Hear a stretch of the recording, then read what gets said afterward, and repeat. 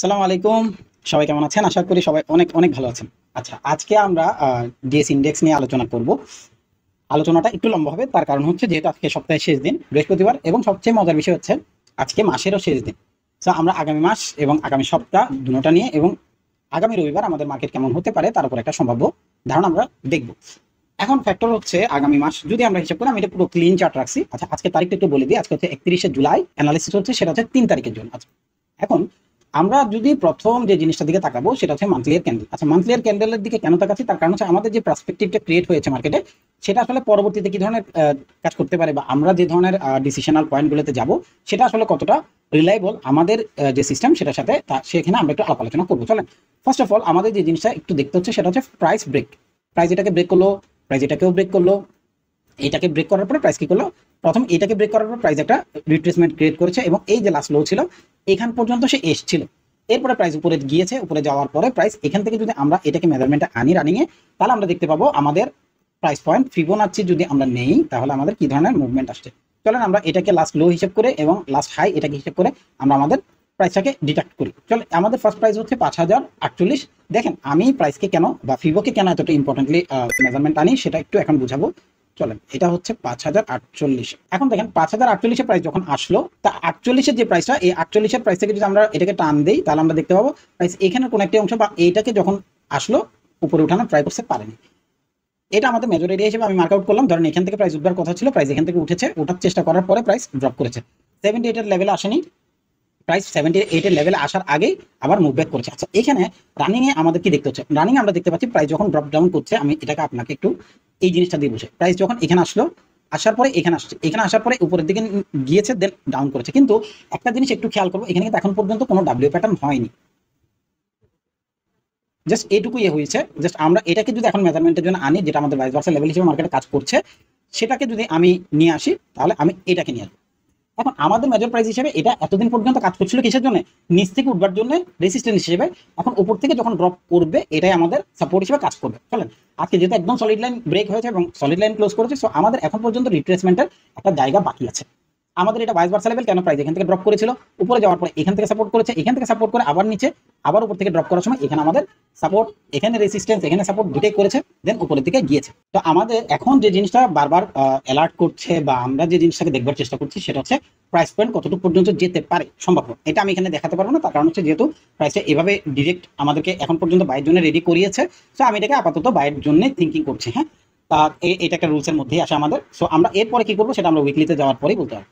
চলেন, প্রাইস এই দেখেন এখানে কিভাবে আসলে মার্কেটটা রিটার্ন করেছে। এই জায়গাটায় আমাদের কিন্তু সব থেকে ইম্পর্টেন্ট একটা লেভেল, যেখান থেকে প্রাইস উঠবার পরেই প্রাইস এখান থেকে ড্রপ করেছিল। সো এটা আমাদেরকে যখন এখন ব্রেক করে ফেলছে, তারপর আবার ড্রপ করার সময়ও আমাদেরকে ইম্পর্টেন্টলি সাপোর্ট বা রেসিস্ট্যান্স যেটাই করুক করাবে।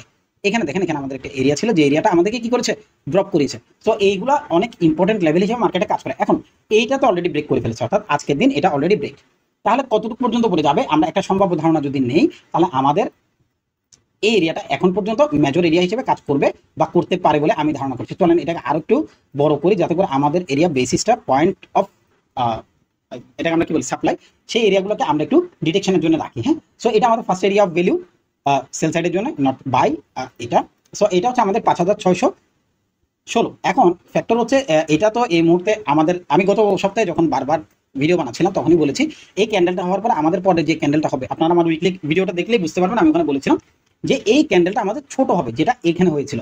এই প্রাইসটা হওয়ার পরে এই ক্যান্ডেলটা ছোট হয়েছে, যেহেতু আমাদের প্রিভিয়াস যে রেসিস্ট্যান্স ছিল, এই রেসিস্ট্যান্স মেজর রেসিস্ট্যান্স, সরি, এই মেজর রেসিস্ট্যান্সটা যখন সে ব্রেক করে ফেলেছে, এখন কিন্তু এটা কিন্তু বাচ্চারা হয়ে গেছে। তো বাচ্চারা যখন হয় তখন কি করে, আবার ক্যান্ডেল বড় হবে, যেরকম এটা করেছিল।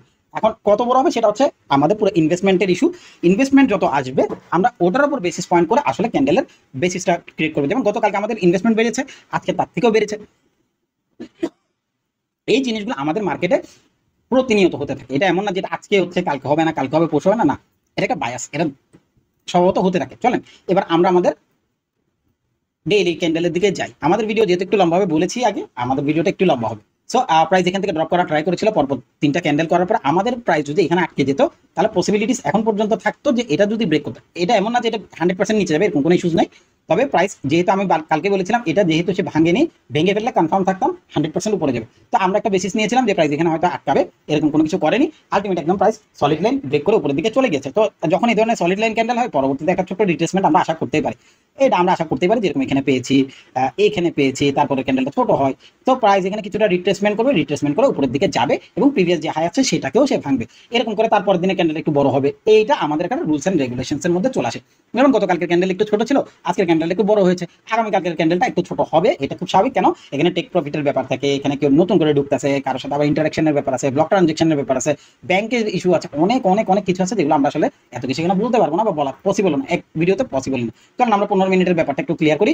আজকে দিনে 15 মিনিট এখান থেকে শুরু হয়েছিল, অর্থাৎ আমাদের এই ক্যান্ডেলটা থেকে স্টার্ট, প্রাইস একদম সলিড লাইন হাই, দেন লো, দেন হাই, প্রিভিয়াস হাইকে ব্রেক করেনি, নিচে লোয়ের দিকে এখন পর্যন্ত তার ইন্টেনশন আছে এবং এখানে এসে সাপোর্ট করতে পারে। প্রাইস এখানে এসে সাপোর্ট করবে, উপরের দিকে যেতে পারে। আর যদি কোনো কারণে এটাকে ব্রেক করে ফেলে তাহলে আমাদের জন্য এই সলিড লাইন তো বাকি আছে, এখানে আমরা উপরের দিকে চিন্তা ভাবনা করবো এবং এখানে আমাদের একটা এরিয়া অফ ভ্যালুস আছে যেটা আমরা পরবর্তীতে পাওয়ার হিসেবে ইউজ করতে পারবো, বা আমাদের এখানে আমরা এটাকে ডিলিট করে দেই, আর একটু সলিড লাইন নেই চলেন, যেটা আমাদের সাপোর্ট এন্ড রেসিস্টেন্স হিসেবে এতদিন কাজ করেছে, সেটাকে আমরা মেজর সাপোর্ট মেজর রেসিস্টেন্স হিসেবে মার্ক আউট করি।